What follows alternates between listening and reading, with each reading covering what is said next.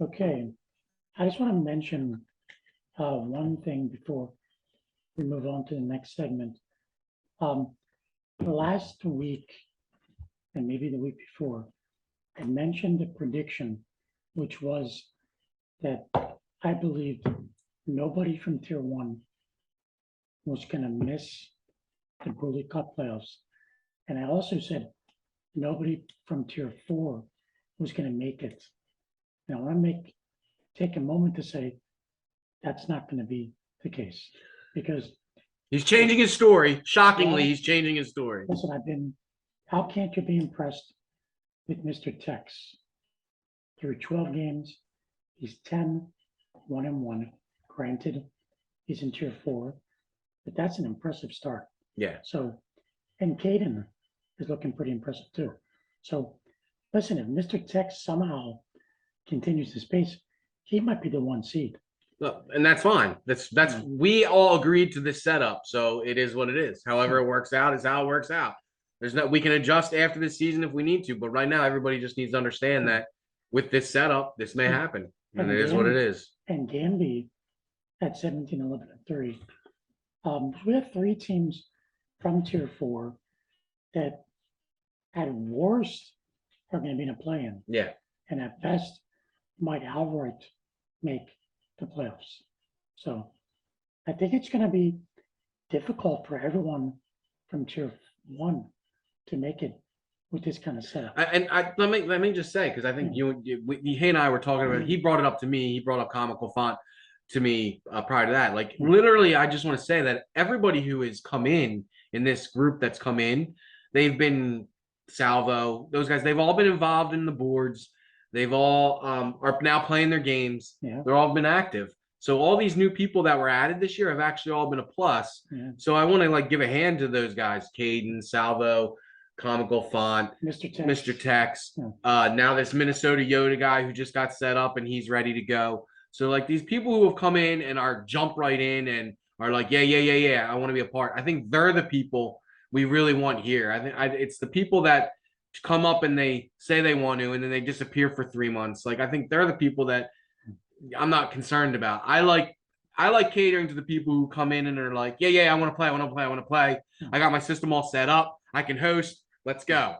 Like they're the people I think we want to cater to, and I think everybody that we've brought in has pulled their weight, every single one of them. Yeah. So I think it's pretty cool. I think Magnus did a good job this year. I still think that we need to vet people. So I think that's a process that we need to learn. But I think the group that we just brought in is a good group, a good expansion. It's a good expansion for us. So that's I don't know how that vetting stuff is going to work. So we've had some suggestions. I haven't read a lot about that, but it's a great idea if people have the patience to do it. Yes. Well, even if the setup this year is almost like a vetting for those guys, because they're only playing each other mostly. You know what I mean? So like if you can go a whole season playing the same guys over and over, and you still come back and you're like, yeah, I want to play. I'm ready to move up to the next level. Well, then we see that you're committed. But if you get halfway through that season and you're like, you start disappearing, you're not playing as much. Well, then you're showing us a tendency, and we can be like, maybe you should stay down here for another season and let's see what you do. Yeah. But we want the people who like they jump in that Tier 4, they get through their games, and they're like, I'm ready to move up to Tier 3 because I want to play everybody. So I think that and I think we have that. I think this group of guys, this group of people we have right now are definitely those type of people. Yeah. So that's all. I want to take a minute to. I love the shout outs. Yeah. I secretly, I think I listen to your podcast and everything, but secretly, deep down, I'm waiting for you guys to talk about me. And I think if anybody's being honest, they're gonna say the same thing. When are they gonna get to me? Oh, of course. And we really want to talk about. And to be honest, I think I touched on this a couple episodes where I said I think Magnus was being hard on us, saying that we're focusing on certain things. But my focus is, if you're gonna put time into the league, we're gonna talk about you. It's that simple, because you're involved, you're contributing, and I treat High the same way. Like the people who contribute at High, I give a lot more respect for. I'm willing to move dates. of things for. I'm willing to do things for people who are willing to do things for me. Like it's just that's the way it is. Like there's got to be But give and take. my point is that I love Wolf analyzing the league and giving the shout outs, because I saw it last week and I did not see that coming at all. I thought it was going to be an episode with trash and everything, and then he went into this whole thing about watching me, and I had no clue it was coming, and it was just like, wow, man, that's so awesome. So it's great that you're watching the whole league and giving shout outs. I love it. I'm watching this league, as Magnus pointed out.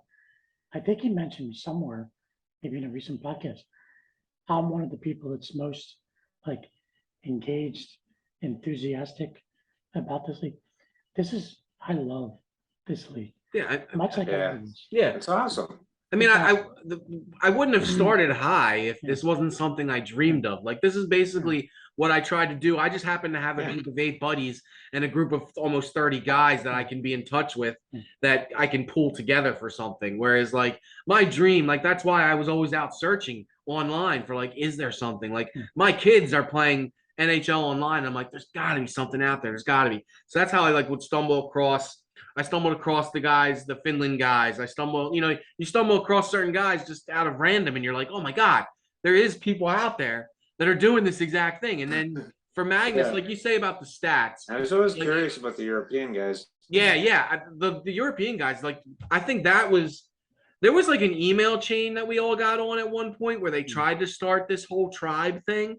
And that's where I got exposed to those guys. Remember because they were highly involved in that whole thing. And that's how Nick pulled together all our histories, and he ended up putting a tab, I think, on his website. That was like 2 years. I feel like that was 2 years before COVID.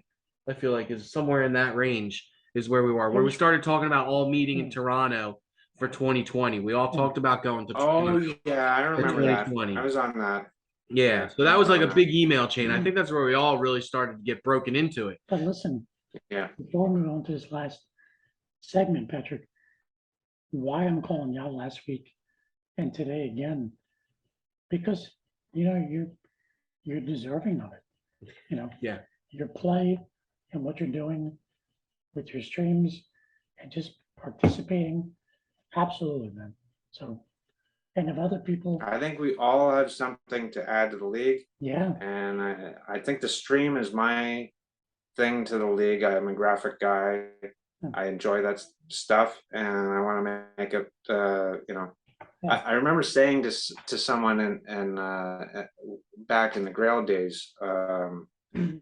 I think it was we're probably year 7 or 8 into it. I said I want to make this into a real league, and he looked at me funny, and he goes, "This is a fucking real league. What are you talking about?"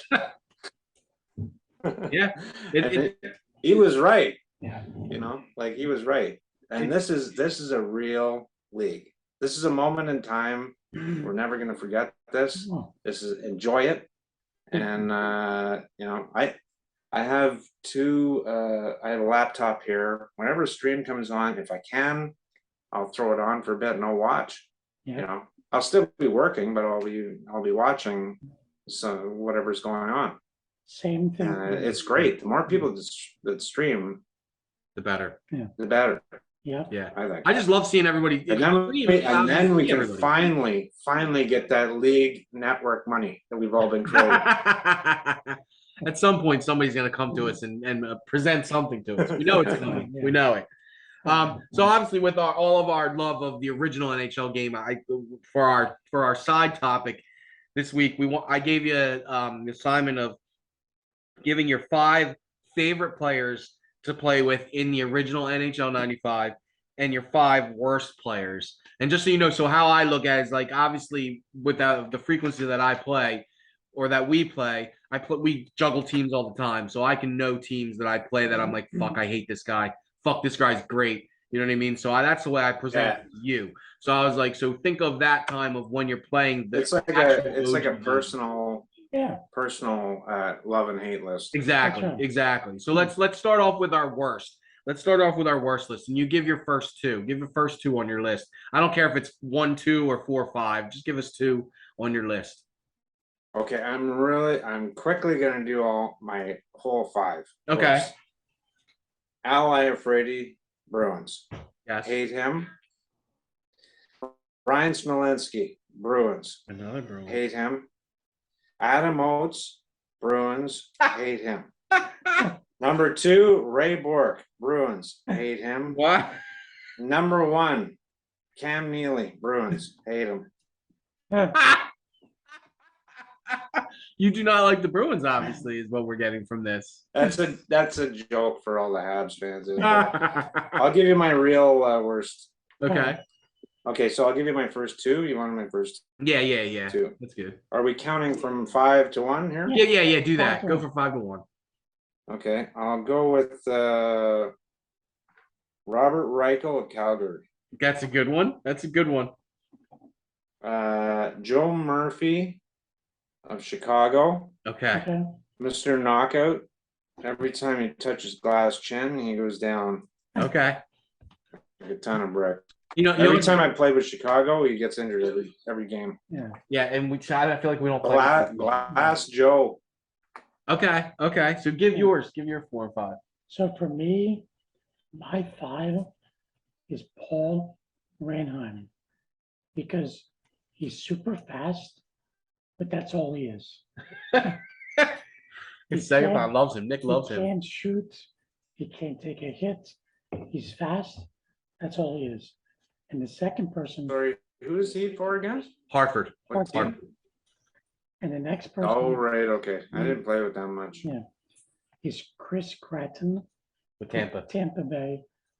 Just a slow, big guy, can take a hit, but doesn't shoot too hard and is slow. Yeah. Obviously, he plays with Tampa Bay. Yeah. Ed likes to play with Tampa I Bay. do. So that's one of the teams he Yeah. plays with.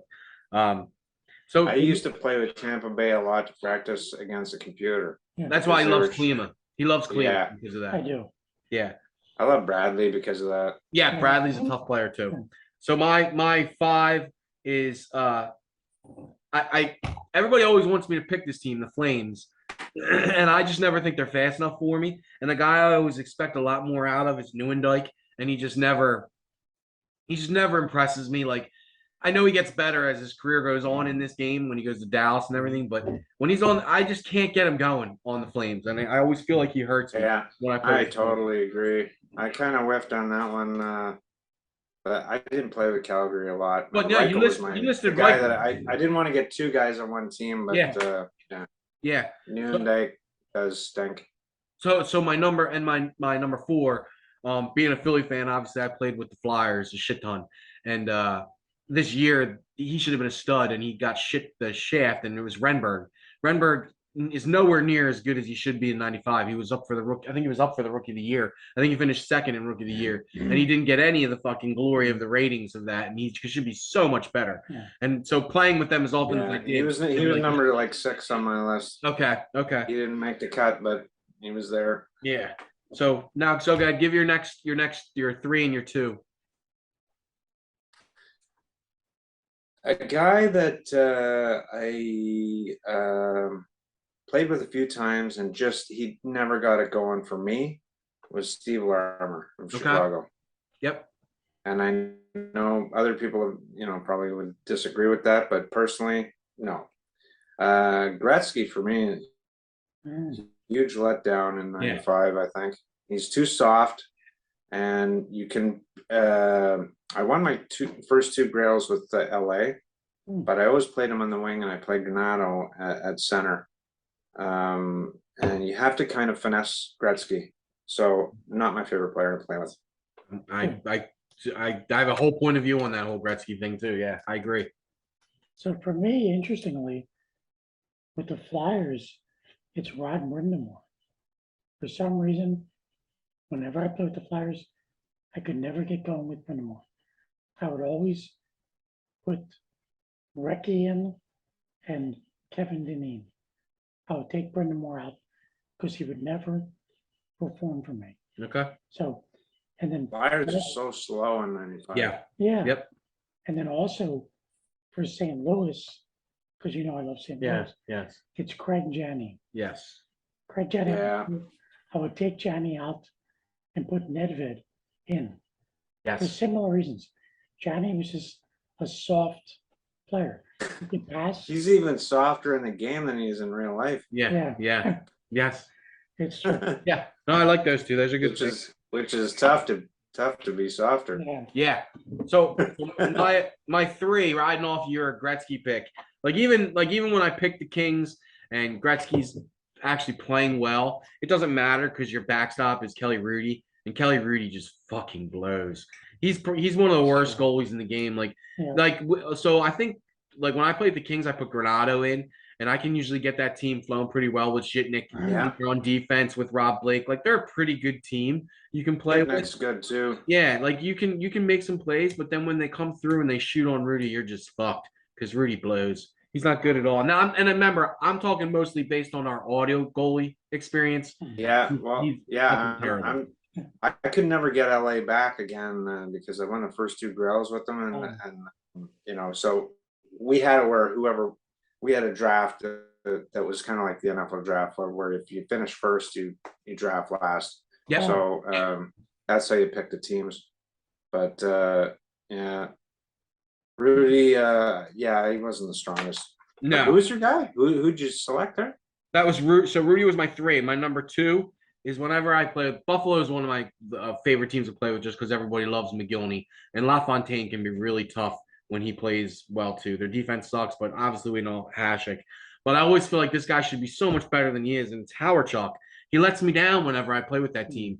He's the weakest point on that team. If McGillney doesn't have it going that game and LaFontaine struggle in that game, Howard Chuck sucks. Howard Chuck is never picking up the slack for me on the Buffalo team.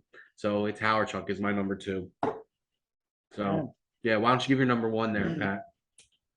I'll say every time I played with Detroit, Dino Ciccarelli was a huge letdown for me. Okay. And I know some people think he's a great one-timer guy, but I just could not find the net with him. He was never clutch with me, and I hated playing with him. I would sub him out most of the time. So Dino Ciccarelli, skilled and one-timers and golden boy and everything, all that stuff in the high-powered Detroit offense. But I'd put him on the bench if I was playing with him. So that's kind of a letdown. Yeah. Player. So for me, my number 1, I don't think it's going to be surprising for a lot of people to hear, considering the trade I just made today. But it's Peter Bondra. Peter Bondra. Peter Bondra. He just got fucked. Okay, listen. Wow. Super fast guy. Has tons of agility. This fucking guy spent the last 2 months telling me that Bondra is going to be a problem. I get texts. Bondra is a problem. Bondra is a problem. He fucking traded the guy. He didn't even have him. He's already gone. What kind of problem is that? Bondra is a weak, soft. Then why were you talking about him like he was the greatest thing since sliced bread? By the way, Puss is loving what I'm saying. Puss. Well, because he was right. He told you shouldn't trade for him. He said he was a bitch. But thankfully, I don't have him anymore. What happened in the first 2 weeks of the season where everybody was saying Chara is a big problem? What that was a joke. That was the joke. Oh, that was a joke. Yeah, it was a joke. I wasn't in on that one. Well, see, he likes that's what his favorite thing to say is that this guy on his team is a problem. When he acquired Fleury was a problem. When he acquired Wah was a problem. When he acquired Sutter and Chelios, they were a problem. All those guys haven't fucking traded, but they were a problem. But they're all fucking traded. Listen, that being said, I mean, digitally in the locker room, there are problems. Chara is a problem. Chara. Yeah, but he's not your problem anymore. You don't have him. He's not your problem anymore, no. He's gonna be a problem for everyone else. So, he's a monster. Chara's a monster. I mean, I think Sumter. I don't see that much of a change for Pink. I feel like him. You're looking for chemistry. I get it. Yeah. Yes, that's actually a great thing that you just said. When I made this trade, my forwards had no chemistry. at all. Somehow we got spun back in talking about his team again. Can we move on to my number one, please? Go. Thank you. All right. So my number one. So I've won a singles tournament with this team, and I've won a doubles tournament in high with this team. And they are so high powered, and their goaltending is fucking awful. Darcy Wakaluk is fucking terrible with Dallas. Like, Dallas has a stud lineup, and they are fucking crippled by their shit ass goalie. I think he's rated like a fucking 47. He's just terrible. Terrible. So he's, to me, he's the worst. Like, I love playing with Madonna and Courtnall and fucking, who's the one on Gagner, Dave Gagner on the other wing. Like, you got some offense in Dallas, but then you have that fucking I terrible. gotta correct you on that. It's Gagne. Whatever, Gagne, whatever. Well, Thank It's with you. a Y. Thanks. See, It's with- I learned something new I got every it. day. I Thank got you. your back. Yeah, Yeah. there you go. I take it. I'll take it. Give it to me. I'm good. he's right. It's Kanye. That's fine. That's fine. I accept. So, well, With a Y. let's go to our best. And you can start. Give us work your way down. So give us your 5 and your 4 best. 5-4. Okay. I've already sung his praises, but Granado. Okay. He's on the bench. You have to put him in LA, and he's golden. 4 is now this is my list. This guys I've won Grails with, and he was incredibly clutch on a one New Jersey run to Grail. It was Claude Lemieux. Scored a shit ton of goals for me, and he's clutch. Yes, Nice. agree. I totally agree. Okay, for me, my 5, as Mike pointed out, I love this guy. It's Peter Klima for Tampa Bay. Just a monster. Fast. He's physical. skilled. He's skilled. Like, he doesn't go down on like Peter Bonder, who goes down, the wind blows a certain way. He falls. Peter Klima stays on his feet. He can shoot the one-timer. He's fast. So he's my 5. And my 4 is Solani. Freaking love Solani. Yeah. So fast. Horrible. Monster shot. Can pass. Can do everything. Yeah. So Great selection. Yeah, I got no problem with that selection. I didn't play with Winnipeg much, but I think the goaltending is shit and their defense is suspect. But they're right up there with Buffalo with the skill in the forwards. Oh, dude, yeah, they have a lot of scary. talent. Yeah, they have a lot of talent. Yeah. Yeah. So my number 5, playing with the Devils. I love playing with Scott Stevens. Yeah, I think when you have him back on your defense, he's gonna throw the checks. He's gonna stay in his position. Wow. So I always like playing with Scott Stevens on my defense. I have no problem with that. And then my number 4 is playing when you play with Hartford. Jeff Sanderson is a monster. Jeff Sanderson's probably one of the best players in the game, and you can't knock him off the puck. When he's on, he's on. He's incredible. He can be better than he's gonna be just as good as Bure when he's on. Sanderson is a monster when he's on. So that's my 5, my 4. Scott Stevens and Jeff Sanderson. Sorry, who did he play for? Hartford? Hartford. Hartford. Yep. Yeah. So give your number 3. 3 and 2. I won a Grail with Montreal, and I thought he'd be softer, but Vinny Danfus was very clutch for me. He's a good player. Yep. Yeah, and he gets into that high slot over the faceoff circle and zone, and he blasts that high shot there that you can score on. You just take a little bit off it and goes into the top corner. He nailed that several times for me. It was, he was very good. Number 2, won a Grail with the New York Rangers. Kovalev was super fun to play with, I thought. I'm a Kovalev fan as a Habs fan. I like those years, even though he would only show up about 40% of the time, but when he showed up, he was the most skilled guy on the ice, and really fun to watch. He's really fun to play with. Even though he's a rookie in this game, he's still great. Agreed. He's a stud. So my 3 and 2, no mystery to Mike, my favorite team to play with in 95 are the St. Louis Blues. So my 3 is Phil Housley. awesome defenseman, speed. can Yeah. Just, he's just the prototype quarterback on the back end. Mhm. And actually, this season, I really missed that. Bachar and McInnes, two big but slow defensemen. I miss having that like defenseman that can, when you win the faceoff, he can carry the puck into the offensive zone and set up plays. So Housley is just a great player. And then finally, I didn't play with St. Louis that much, but was Housley a little soft? not for me. For me, he was just, I mean, his shot wasn't the best. Like in '95, I mean. Yeah, he was just so fast. He was like, Yeah. I mean, got to compare it to someone. It's like Pavel Bure, but on the back end. Yeah. Just super fast, super agile, and can make passes. I remember loving playing with him too, but whenever I played with St. Louis, so I was just clarifying because I Yeah. can't remember exactly. And then my number 2 is, of course, Brett Hull. Yeah. Awesome one-timer, center, winger, strong on the puck. You couldn't knock him down. If he was power forward, especially an auto goalie, coming strong to the net, sometimes it might take a couple of people to knock him off. Yeah. No, he's a stud. Power forward. So Yeah. I loved Hull. He's my 2. So my number 3 is the guy, the defenseman I love playing the most with in the game is Sandis Ozilnish. I love playing with him on the Sharks. I think he's fun. I think he's got a shot, and I think he can check. And so I think he does pretty much everything. He's got speed. He can chase down the breakaways. Like, he's legit. He's fun to play with. He's another offensive weapon on that San Jose starting lineup. And then my number 2 is my all-time And the favorite. Pike. What's that? Isn't he the Pike's Yeah, guy? yeah, he got him. Well, the Pike got him from Sammy.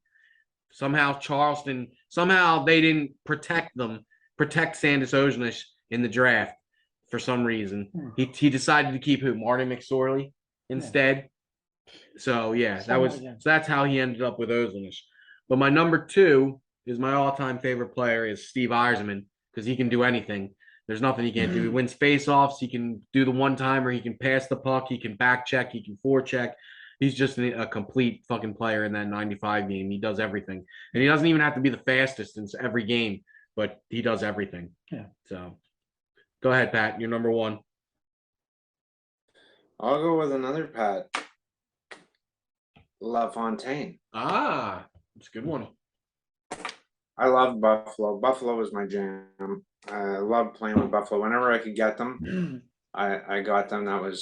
They kind of, I don't have quite the same speed with the Knights, but it's a similar type of makeup where you've got, good to decent goalie, and the forwards are fucking lights out, and the defense is very suspect. So that seems to be my type of team. But LaFontaine, Mr. Clutch, man. Okay. Too bad about the head injuries. Yeah, but he was a stud in that game, man. Absolutely. Yeah. Well, Loved him as a real life player too. Yes. Yeah. Agreed. For me, my number 1, also too bad about the head injuries, Eric Lindros. Cyrus. Listen, I just traded. Attaboy. Just traded for him today. My favorite player, Philadelphia Flyer, for most of his career. A monster before the head injuries. And just in 95, one-timer wise, might be the best. Yeah, You he know, might be. might be the best. Might If be. you can set him up, his accuracy, his power, Phenomenal. yeah, Yeah. phenomenal one-timer. How long does he play in real life till? Like what year? Plays in Philly till 2002. I think And then he's at, and But then then his career wise. 2000. he plays for the Rangers for something like that. I think 2006. it's a couple of years after the lockout. Yeah. So 06. And then he went to the Leafs, didn't he? Yeah. For a The final cup of tea. Yeah. Yeah. Yep. So my last player I was gonna give was Lindros, but I knew Ed was gonna say it. So I went away from Lindros and I went with Sergei Fedorov because I just think there's nobody that's like more complete in that game with Yeah, everything. Like he's awesome. he's Eisman to the 10th degree. Like in that game, he's just a fucking incredible player. So he's my number one. Yeah. I had a more expansive list. I listed about 10 players when I first got this because I think I have it over here actually. A couple more. Bedra was on that list. Bure was on the list. Yeah. Bradley was on the list. Yeah, Bradley's good. I was like playing McGillney, but I wanted to take one guy from each team. Yeah. Riche also, New Jersey. You love Riche. Fun. Yep. Yeah, man. Stefan Riche, awesome. Bonus guys there. Such a fun player. But Pat, listen, this was a lot of fun. Thank you so much for joining us for this episode. Yeah, man. Of episode 9. Believe it or not, we're episode 9. Just another one you knocked out of the park, man. Each week the guests have been incredible, man. You guys have all brought it, answered the questions, done your homework. Everybody but Nips has done their homework, so I appreciate it. Thank you so much for joining us. This was a lot of fun, and this is the Wolf and Klein podcast. Until next time, we are out. Later, guys.